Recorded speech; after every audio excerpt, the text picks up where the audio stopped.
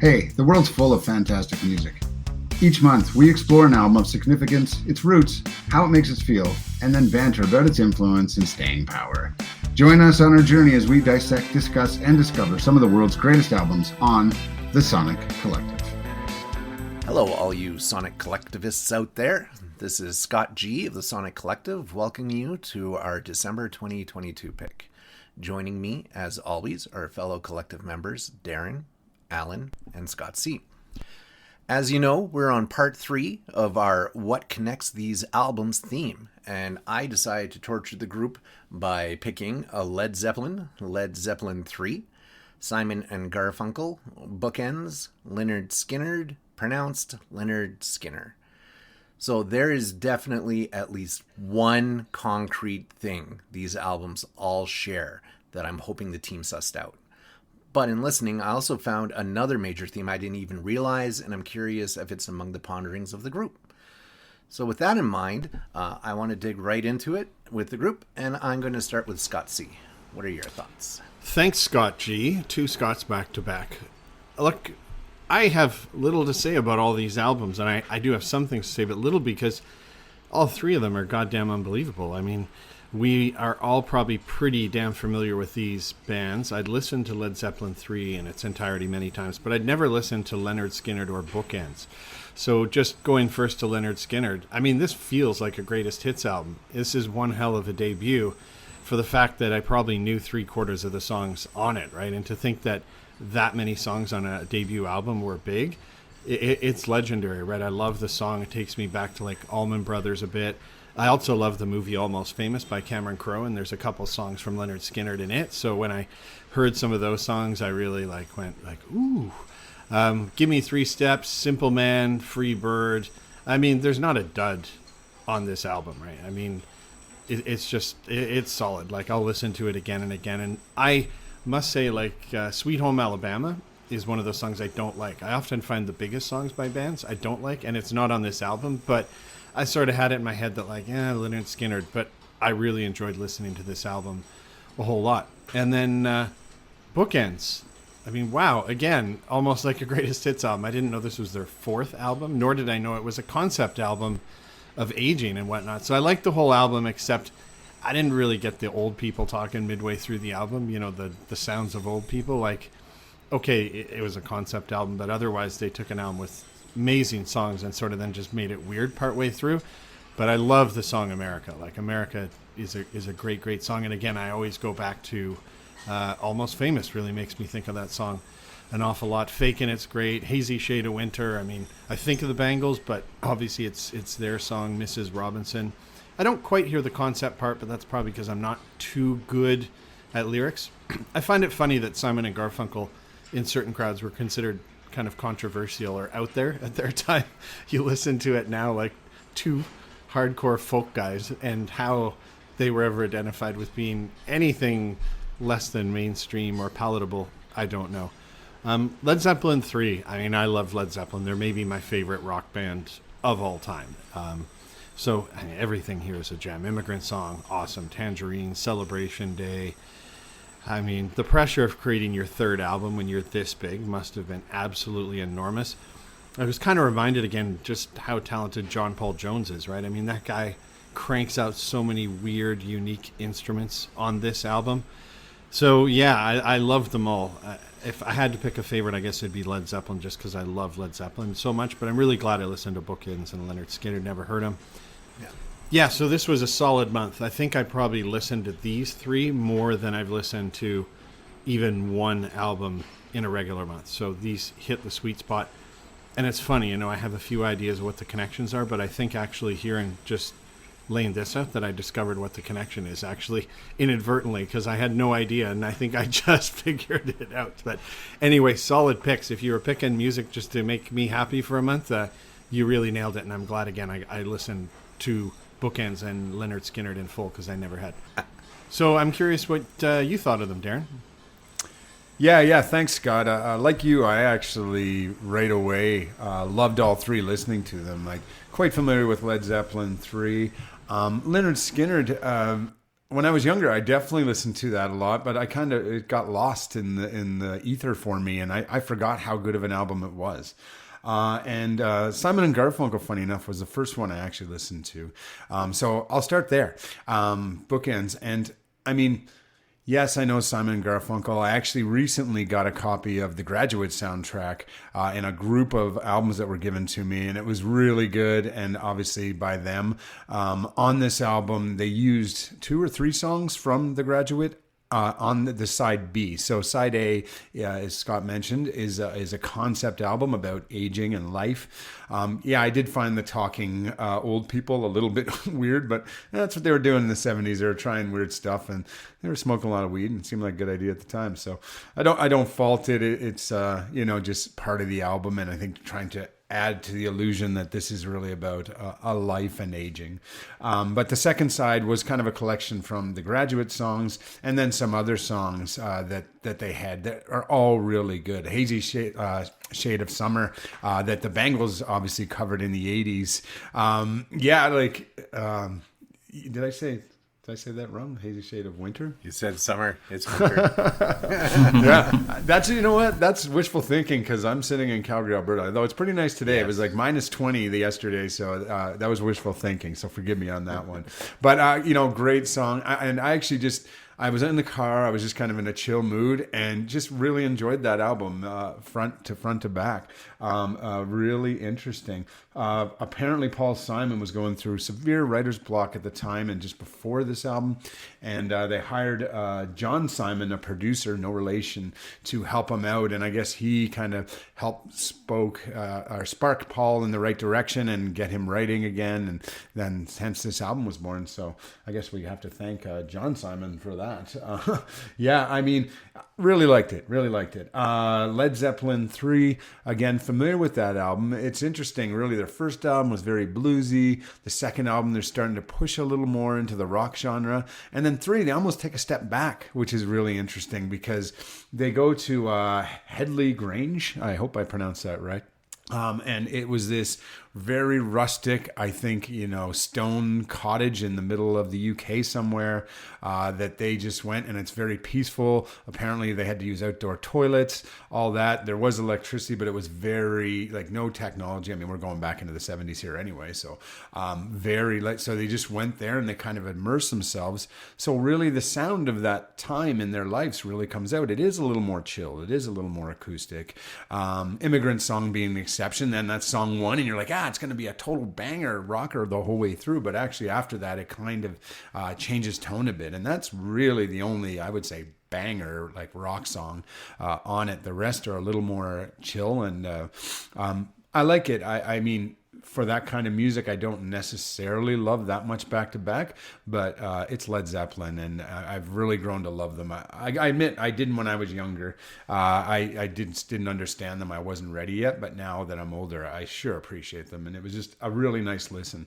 And they actually used the Rolling Stone mobile studio, and Scott Gregory might know this, and Alan might as well. Yep. But that's a mobile studio created for the Rolling Stones, but Led Zeppelin used that for this album, and it was just basically a portable recording studio, and that studio actually now sits here in Calgary, Alberta, Canada, at the National Museum, National Music Center. I did not like the Bell Studio. The Bell Studio, yep. Jeez, yeah. Yep, definitely. Wow. Oh yeah, I've been in there. I didn't realize that was there, though. I'm gonna have to go back and see. Yeah, so I've actually been in it, and it was cool. I used to volunteer there, and they opened a really brand new, beautiful location a few years back, and I was volunteering there at the time, so I got kind of behind the scenes and I got to go in it and stuff. So the albums that were recorded in that thing were amazing. Anyway, that's a little plug for Calgary, and it does have a great music scene here, and we have some really great assets like the Bell Center. It used to be called the National Music Center, I think. Anyway, moving on, beautiful album, like Immigrant Song, Tangerine, I really liked as well. And then finally Lynyrd Skynyrd, as mentioned, I remember this from my youth, listened to it. It was one of those, you always forget now that it's not all about singles back then. And they were put together as albums, and they were trying to make good album, right through. And Leonard Skinner did that. Like, I felt joy listening to this. It's just a fun. Scott Coates was right. There really isn't a bad track on it. It's just a whole lot of fun. It's kind of southern swampy rock. It's funny you mentioned Sweet Home Alabama, because that's almost a little more country-ish, which I didn't find this album. This album's definitely more kind of swampy southern rock, blues influence, which is great. And it's an album that most people listen to and be like, oh, I didn't even realize that was on this. And I didn't realize that song was on this, all in the same album. Like, Scott, you nailed it saying it sounds like a greatest hits. It really has. As a vinyl, it's a must-have on vinyl, and I actually don't have it, so I will be getting it as soon as I possibly can. Freebird, obviously, is the big song on that one, but yeah, I really loved it. So those are my thoughts for right now. We'll come back to scores, but I guess I'll throw it to Alan. Alan, what did you think? Thanks, Darren. Yeah. I guess first and foremost, I should start out by saying I really, really liked each of these albums, and by extension, each of these bands.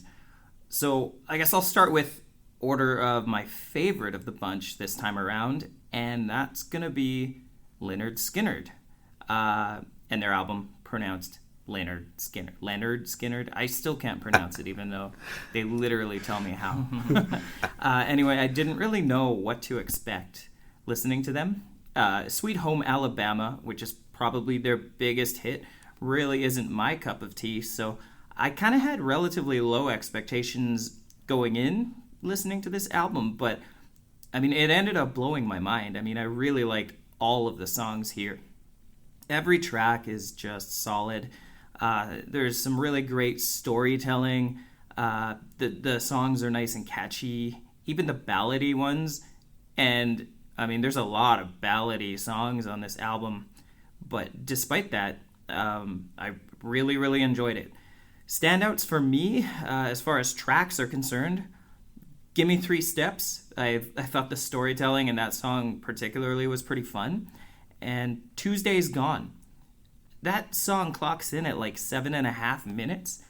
It's kind of unusual for me to like a song that stretches out quite so long, but yeah, that song really, for whatever reason, I just kept going back to it. And actually, as you will soon learn, this isn't even the only long song of this bunch that I enjoyed. The next favorite album for me was Led Zeppelin 3. I really don't know what more to say about it. I mean, I've gone on record a few times now saying that Zepp is one of my favorite bands. And while this album might actually be one of my least favorite Zeppelin releases, it's still a very solid album on its own, like in its own right. Any other album from this band might have taken the number one spot for me. But yeah, Zepp 3, Led Zeppelin 3 is very bluesy. It's more acoustic and stripped down than I think some of their other work is, but it still manages to bring a lot of energy. It's just soulful.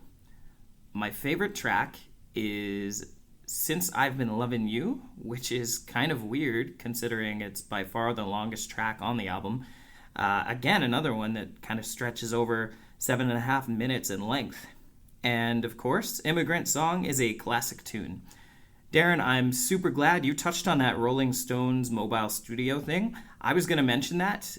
Very cool little Calgary connection to this album. And one of these days, I'm going to have to go and take a trip down to Studio Bell and check that out. Lastly, but not leastly, Bookends by Simon and Garfunkel. I really do like these guys.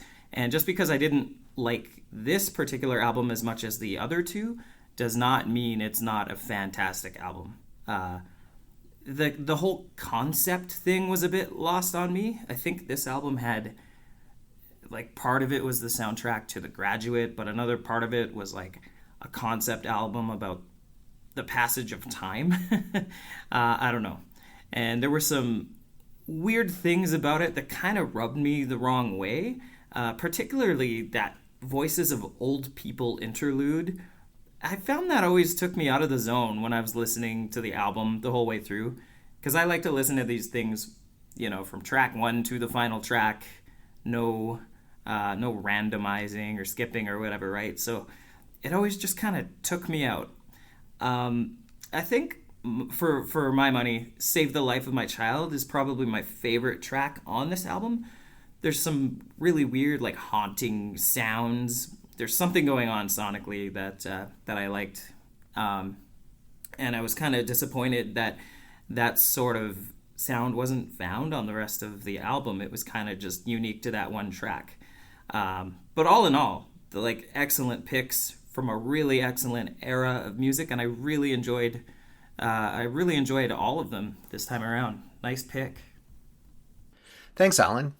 Yeah, I really enjoyed this month too. Obviously, I picked the album, so I'm not going to pick something that I don't like. But I had never done a full listen through of Simon and Garfunkel Bookends. I have listened the snot out of Led Zeppelin 3. And I'd heard a good chunk of Lynyrd Skynyrd, pronounced Lynyrd Skynyrd, but never listened to the full album there either. And yeah, it's hard to believe that Lynyrd Skynyrd, that's their debut album, but they'd been touring and they'd been together as a group for like 6-7 years prior to that. So, they didn't just come out of the garage with a couple half-baked ideas. I think if I remember reading about the album, they didn't change a single thing when they got into the studio. They had a clear map of what they wanted with the album and made it happen to the point where I think there was a story where on one track they made the producer sit in the car outside of the studio while they recorded it because he didn't want to, and they did, and they got their way. Absolutely loved it. I'm a fan of Southern rock, which is strange because I'm not really a big blues fan, and there's a big infusion of that there, right? So something happens in the switch that really appeals to me. The controversial Simon and Garfunkel, those edgy guys from the 60s, yeah, as a concept album, I'm not always a big fan of them, right? And I'm with you in that there's some real winners on here as individual tracks, but when I look at it as an album, I'll just say that I was not their target audience with this, and that I can see there's a mastery of their craft going on here, and that they've accomplished something, but that bell doesn't ring as well for me. But A Hazy Shade of Winter, I love all versions of this song, but I don't know if it Save the Life of My Child as a companion track on that album. And then Gallows Pole, I think, is the single greatest Led Zeppelin song in existence, followed closely by Tangerine. The fact that they're both on the same album is amazing. And then round that out with Since I've Been Loving You, and Led Zeppelin 3, I think is their best album altogether, hands down. I will brook no argument on that front. Yeah, I don't want to say too much more. You guys really nailed it. I think we have very similar tastes when it comes to music, similar generation, and experience with this music. And so on that front, I'm really eager to see what you all have scored this album and go from there. So we'll go back through, and I will throw to Scott first. Thanks, Greg. Gregory, I called you Greg. Your first name's Scott. I haven't drank coffee today, and I've discovered how many years has it been? Messing with my brain. Greg's not here anymore. Yeah, I'm a member of the Gregory, team now. Scott, Gregory, yeah. I get called Scott all the time. Really? Yeah, I know how my that last feels. name's Scott. It's all Scots. I'm pretty close here on all of them. Lynyrd Skynyrd, I'm giving it a 4. I really almost should be a 4.5, but I don't know why. I'm just going a 4. Bookends, I'm giving it a 4. Led Zeppelin 3, I'm giving it a 4.5 because you got to get the lead out, and I just love them. I struggled, man. I read so many Wikipedia pages and Googled things trying to find the connection here. I was even trying to find out if there was, like a mandolin that was used in all 3 albums. I thought, are these their biggest selling albums? They all have folk acoustic overtones. All 3 feature keyboards. I even at one point was trying to see if there was some Yardbirds tie-in of some sort that I couldn't figure out. They're all on top 100 albums of all time lists. But I think I just stumbled on it again during my very beginning, is all 3 of these songs or albums have songs on the movie Almost Famous soundtrack by Cameron Crowe. So I think that's it. But honestly, I thought about this so long, and then it just came this morning. So I think that's the connection. How about you, Darren? Yeah. Quickly on the scores. Actually, I'm bang on with you pretty much. I did Bookends 4 out of 5, and really the only faults for any of these is just like personal taste. It's a little slow. They could all be 5s for sure. Leonard Skinner, I did a 4 out of 5 as well, just because they're getting a bit older now. And Led Zeppelin, I did a 4.5. It is just a beautiful album, even though it's a bit slower and stuff. I don't know if it's my favorite personally, Scott G, but yeah, I mean, it's all winners with I think a lot of Led Zeppelin albums. That's what they're known for. So for trying to get the connection, I got to say at first I was struggling a bit, and then I was like, I was down this rabbit hole. It's like, they're very acoustic. There's acoustic guitars in there. I'm sure they're all using the same acoustic guitar. I'm like, well, no, that's a little too much. I mentioned in the review, and I'm like, I knew about that, the Rolling Stone mobile studio. And I'm like, maybe they were all recorded with remote studios. No. And then concept albums, because I knew the Bookends was, and I'm like, could the other two be concept? No. And then then I thought maybe use of voice, because in Led Zeppelin and on Bookends they're using like the old people, there's voices in it. Maybe no. But then really all of a sudden, as I was listening to Lynyrd Skynyrd, I'm like, hey, I love that it was on the soundtrack for Happy Gilmore. Is it Till Tuesday or whatever, that song? And I'm like, that's just all through Happy Gilmore. And then it was like, oh yeah, soundtrack. And then I'm like, are the others on Happy Gilmore?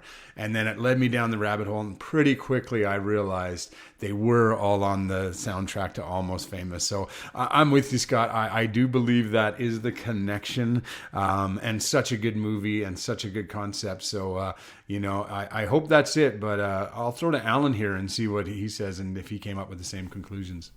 Yeah, thanks. Boy. Okay, let's start with the scores. Lynyrd Skynyrd, pronounced Leonard Skynyrd, whatever. I gave that a 4.5 out of 5. Like I mentioned, I think these are all really solid albums, but for me, this one hit the hardest, I think. This one really resonated for me. So yeah, 4.5 out of 5. Led Zeppelin 3, I gave a solid 4 out of 5. And Bookends, I'm giving it a 3.5 out of 5, but I feel like that's not doing it enough justice. Can I give a 3.75 out of 5? I don't know. It was a good album, but I think it, for me anyway, it didn't really hit the way Led Zeppelin or Lynyrd Skynyrd did. Just for simplicity's sake, I'll keep it at 3.5. And again, that's not a knock on the album. It's not a knock on Simon and Garfunkel. This is all really subjective. All right, on the subject of connections, I'm not gonna lie, guys. I had no bloody clue. I even texted Scott like partway through the month, being like, "Dude, I need a hint." And I think I'm dead wrong. My notes here, loosely, it's like, is the connection here that they have songs talking about the changing of the seasons? Tangerine by Led Zeppelin. Robert Plant sings about, measuring a summer's day, I only find it slips away to gray. The hours, they bring me pain. And I thought, okay, well, maybe that's a trend, because on A Hazy Shade of Winter, the lyrics kind of recall the transition from fall to winter, as suggested by the repetition of the final chorus in the song. I look around, leaves are brown, and the sky is a hazy shade of winter. Look around, leaves are brown, there's a patch of snow on the ground. So kind of going in with that common motif of seasons changing. And then Tuesday's Gone by Lynyrd Skynyrd, and this is a little bit more loose. The lyrics go, now I feel the wind blow outside my door, means I'm leaving my woman at home. Lordy, Tuesday's gone with the wind. Oh, baby, gone with the wind. But Scott alluded to it as well. Scott Coates did.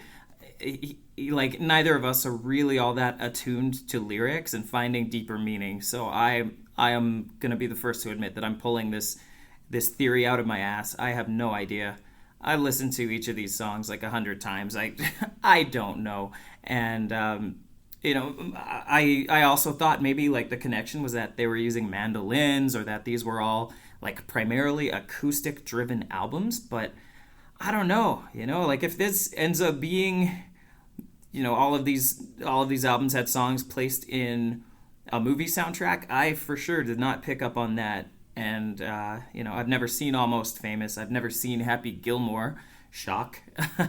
So I don't know, guys. I think you're probably right, and I'm wrong on this one.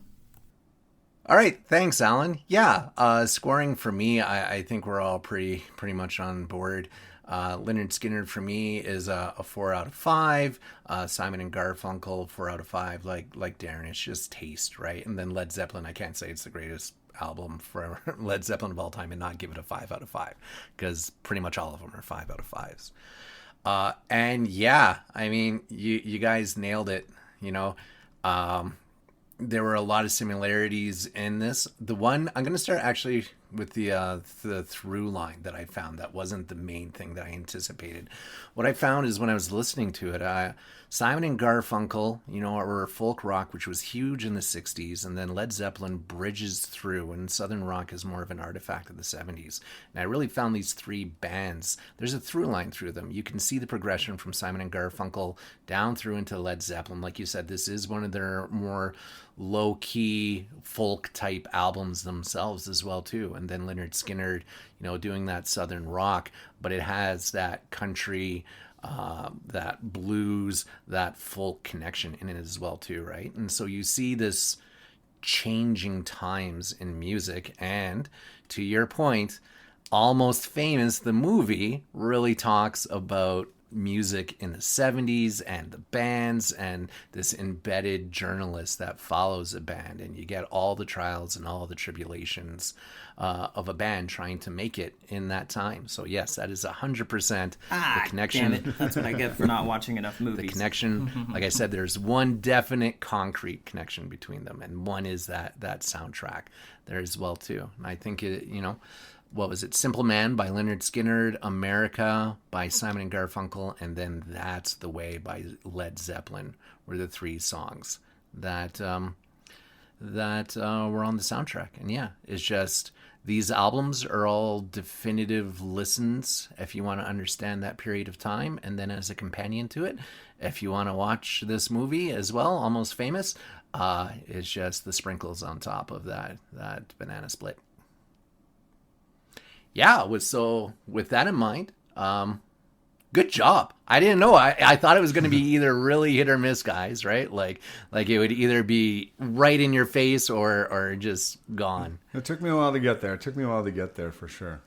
I'd recommend any of these albums with, there's a new gummies with CBG in them here. They're spinach CBG. sours, and they're like a gummy, but the sours feels have CBG in it, and it's really nice high, 5 milligrams per piece, and I'd recommend having one of these and sit back and listen to the album. Yeah, and definitely, like what Scott said, you got to see Almost Famous if you're a music fan. Like, if you haven't seen it yet, smash your face against the wall and then go see it, because you're stupid for not seeing it. Indeed, I shall smash my face in for being stupid.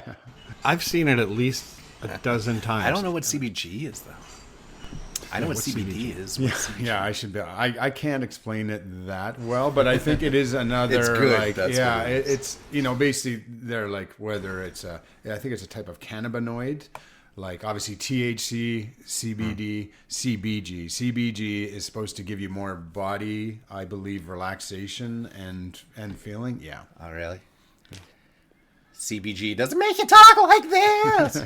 Give you the high notes. Yeah, good picks though, Scott, and that was fun. And and actually, it's made me. I'm definitely going to watch Almost Famous again.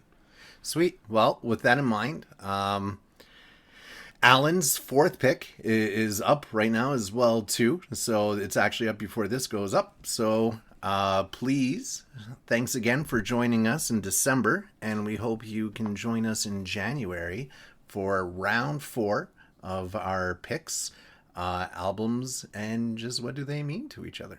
For Scott, Mr. Scott, and Alan, this is the Sonic Collective, signing off. Thanks for listening and exploring with us. We'll be back real soon with another pick and critique of albums that matter here at the Sonic Collective.